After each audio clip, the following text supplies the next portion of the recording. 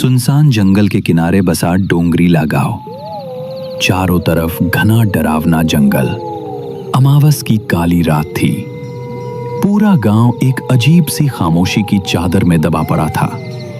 बस दूर जंगल से कहीं कुत्तों के भौंकने की और सूखी हवा के पत्तों की आवाजें सुनाई दे रही थी। इसी गांव के बीच में बसा था एक छोटा सा घर, जिसमें भोला और उसकी पत्नी सुमन रहती थी। उस रात जब भोला रात में जंगल लकड़ी लाने जा रहा होता है। सुनो जी, आज अमावस की रात है और इस रात में भी आप लकड़ी लाने जंगल जा रहे हो। आज आप लकड़ी लाने जंगल मत जाओ, मुझे बहुत डर लग रहा है।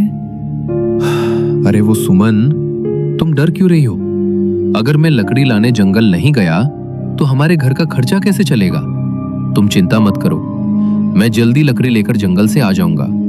पत्नी ने इतना समझाकर भी भोला रुका नहीं।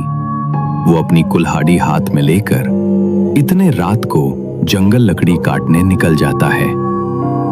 दूसरी तरफ उसी गांव के बीचों बीच पुराने बरगद के नीचे बनी रामू की चाय की दुकान से धीरे धीरे बुझती अंगारों की रोशनी में चमक रही थी।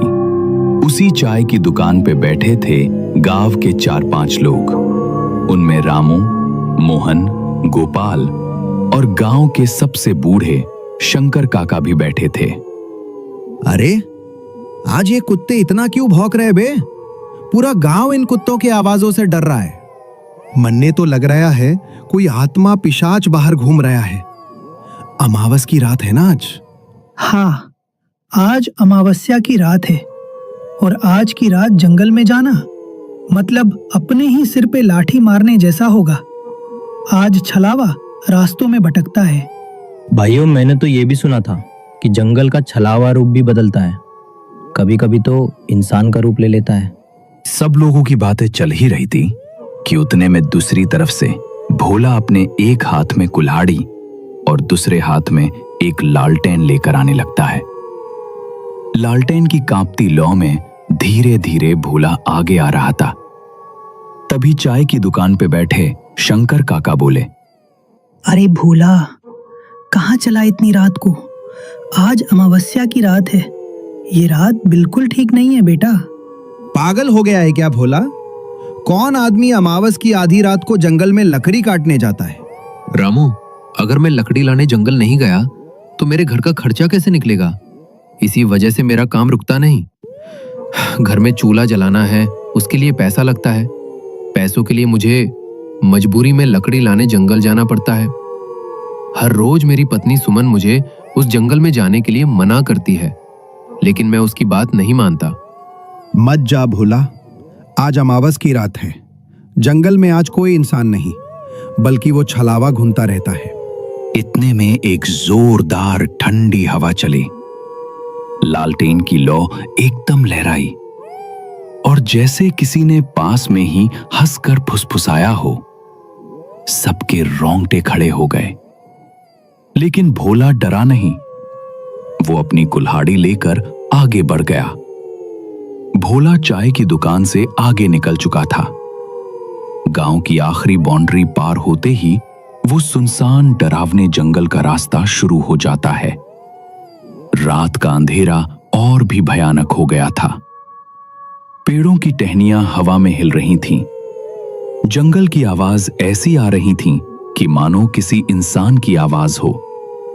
भोला रुक जाता है। कौन है? कोई है तो सामने आ जाओ। पर जवाब सिर्फ सन्नाटा। तभी अचानक उसे दिखा एक परछाई आगे पेड़ से उतरकर खेत की तरफ चली गई, धीरे मगर इंसान जैसी चाल में। भोला ने हिम्मत की और बोला, कौन है रे? गोपाल तू है क्या? अगर कोई गांव का आदमी मेरे को डरा रहा है तो मैं डरने वाला नहीं हूं। सीधे तरीके से मेरे सामने आ जाओ, नहीं तो मेरे हाथ जो कुल्हाड़ी है उससे मैं तुम्हारा सर धड़ से अलग कर दूंगा। तभी वो काली परछाई वापिस आने लगती है और वो कोई और नहीं बल्कि भोला की पत्नी सुमन थी। भोला का दिल धक से रह गया। अरे सुमन, तू इस भयानक डरावने जंगल में इतनी रात को क्या कर रही हो? मैंने तुमको बताया था कि मैं घर जल्दी लौट आऊंगा। सुमन मुस्कुराई, मगर आंखें बिल्कुल ठंडी। लेकिन वो आवाज सुमन की नहीं थी, वो तो उस जंगल के छलावे की थी। घर चलो भोला, रात बहुत हो गई है। भोला एक कदम पीछे हट गया। उसी पल सुमन जैसी आकृति धीरे धीरे धुंध बनकर गायब हो गई। ये देख के भोला का खून जमने लगा। ये कौन था? ये तो सुमन नहीं थी, ये तो इस जंगल का छलावा था। तब भी भोला रुका नहीं, वो आगे बढ़ने लगा। जंगल के रास्ते से भयानक डरावने डरावने आवाजें आनी शुरू हो गईं। थोड़ी देर बाद भोला जंगल के बीच आ चुका था। अब उसको पीछे लौटने की हिम्मत नहीं हो रही थी, आगे जाने का डर अलग। अचानक उसे अपने पीछे किसी के चलने की आहट आई। वो पीछे मुड़ा, लेकिन वहां कोई नहीं था। ये सब देख के भोला जोर से चिल्लाया, कौन है रे? सामने आ। तभी एक बार और उसके पीछे धीमी खुरदरी आवाज आई, जैसे किसी 60 साल के बुड्ढे की आवाज हो। फिर से भोला पीछे मुड़ा तो अपने पीछे उसको उसी के गांव के शंकर काका दिखाई दिए, जो चाय के दुकान पे बैठे हुए थे। शंकर काका, आप इस वक्त इस जंगल में? आपने तो मुझे जंगल जाने को रोका था, तो आप इस जंगल में इतनी रात को क्या कर रहे हो? मैं तेरा ही इंतजार कर रहा था भोला। भोला, आज तुझे मेरे हाथों से कोई नहीं बचा सकता।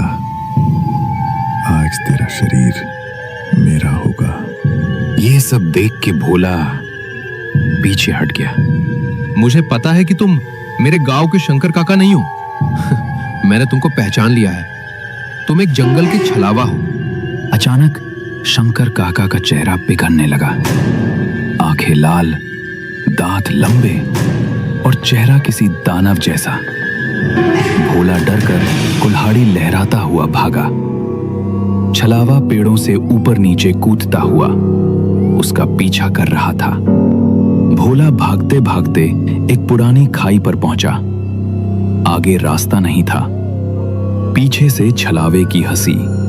अब भोला के पास आगे जाने का कोई भी रास्ता नहीं था। न भोला पीछे जा सकता था, न आगे जा सकता था। भोला ने कांपते हुए हाथों से अपनी कुल्हाड़ी उठाई और बोला, आ जा, मैं डरता नहीं तुमसे। तुझे जो करना है कर ले। छलावा एक झटके में भोला का रूप लेकर सामने खड़ा हो जाता है। अब इधर भी भोला और उधर भी भोला, एक असली एक नकली। ये सब देख के असली भोला डर जाता है। भोला, अब तू क्या करेगा? अब तो मैंने भी तेरा रूप ले लिया है। अब कौन सा तू और कौन सा मैं? अब तो तुम्हारी पत्नी सुमन भी मुझे नहीं पहचान पाएगी। तभी अचानक छलावा भोला के ऊपर छलांग मारने ही वाला था कि भोला को अचानक शंकर काका की बात याद आई। हाँ, शंकर काका ने मुझे आते हुए बताया था कि छलावा रोशनी को बर्दाश्त नहीं कर पाता। उसके बाद भोला ने अपने हाथ में जो लालटेन थी उसको उठाया और जोर से छलावे की तरफ फेंक दी। जैसे ही लालटेन छलावे के पास गिरी, लालटेन में तेज पीली रोशनी खोने लगी और छलावा दर्द से चिल्लाते हुए पीछे हट गया। वो धुएं में बदलता हुआ चिल्लाया, अगली अमावस मैं लौटूंगा भोला। उसके बाद तुम्हें ये लालटेन तो क्या, तुम्हारे गांव का कोई इंसान भी तुम्हें बचा नहीं पाएगा। ये बोल के छलावा अंधेरे में गायब हो गया। रात के 2 बजे थे। अब भोला के पास लालटेन भी नहीं थी। भोला ने अपनी कुल्हाड़ी उठाई और घर के रास्ते बिना लकड़ी लेकर वापस जाने लगा। थोड़ी दूर चलते चलते भोला थक जाता है। इसीलिए वो एक पेड़ के नीचे आराम करने बैठ जाता है। रात का अंधेरा गहरा हो चुका था। भोला को कुछ समझ नहीं आ रहा था कि अब वो क्या करे। क्या करूं? कुछ समझ नहीं आ रहा है। रात भी बहुत हो चुकी है और मेरे पास तो अब मेरी लालटेन भी नहीं है और इस जंगल का रास्ता भी साफ दिखाई नहीं दे रहा है। ऐसा करता हूं, आज की रात यही जंगल में पेड़ के नीचे सो जाता हूं। सुबह होते ही लकड़ी लेकर यहां से चला जाऊंगा। दूसरी तरफ भोला की पत्नी घर के दरवाजे के पास खड़ी होकर भोला का इंतजार कर रही थी। रात के ठीक 3 बज चुके थे। थोड़ी देर बाद सुबह होने ही वाली थी। तभी सुमन खुद से बातें करते हुए बोलती है, हे भगवान, रात के 3 बज चुके हैं और अब तक ये घर क्यों नहीं लौट आए? उनको कुछ हुआ तो नहीं होगा? अब मैं क्या करूं? घर के बाहर कुत्तों की भौंकने की और जंगल की तरफ से लोमड़ियों की आवाजें आ रही थी। उधर सुमन को नींद नहीं आ रही थी। सुमन सोते हुए भोला को याद कर रही थी। सुमन घर में इधर उधर घूम रही थी। थोड़ी ही देर में सुबह हो जाती है। सुबह होते ही सुमन गांव में जो चाय की दुकान है उसके पास आने लगती है। चाय के दुकान पे वही लोग बैठे थे जो रात को भोला को समझा रहे थे। तभी सुमन चाय के दुकान पे आ जाती है। क्या हुआ सुमन? तुम आज चाय के दुकान पे कैसे आई? सब ठीक तो है ना? नहीं शंकर काका, सब ठीक नहीं है। कल रात को भोला लकड़ी लाने जंगल गए थे, लेकिन भोला जंगल से अब तक घर आए ही नहीं। रोज तो जल्दी घर लौट आते थे, लेकिन आज क्या हुआ तो भोला घर लकड़ी लेकर आए ही नहीं। मुझे बहुत ही चिंता हो रही है। सुमन, तुम चिंता मत करो। अभी हम सब उस जंगल में जाके देखते हैं। उसके बाद सभी भोला को ढूंढने जंगल के और जाने लगते हैं। थोड़ी दूर जाने के बाद उनको दूसरे गांव का एक लकड़हारा उस जंगल में दिखाई देता है। तभी उस लकड़हारे से शंकर काका कहते हैं, बेटा, तुमने किसी आदमी को इस जंगल में देखा है क्या? वो भी तुम्हारे तरह इस जंगल में रात को लकड़ी लाने आया था, लेकिन अब तक वो घर नहीं लौटा। हाँ काका, मैंने एक आदमी को एक पेड़ के नीचे देखा था, लेकिन वो सोया हुआ था, इसीलिए मैंने उसको जगाया नहीं। वो पास में ही जो पेड़ है उसके नीचे सोया हुआ है, लेकिन वहां का रास्ता बहुत ही डरावना है। मैं भी लकड़ी काटने वहां कभी नहीं जाता। सभी लोग वहां से भोला को ढूंढने आगे जंगल के रास्ते निकल पड़ते हैं। कुछ ही दूर जाने के बाद उनको भोला एक पेड़ के नीचे सोया हुआ दिखाई देता है। सभी लोग भोला के पास जाते हैं और कहते हैं, अरे वो भोला, नींद पूरी नहीं हुई क्या? अब तुम्हारी नींद पूरी हुई होगी तो उठ जा। देखो, हम तुम्हें ढूंढने जंगल आए हुए हैं।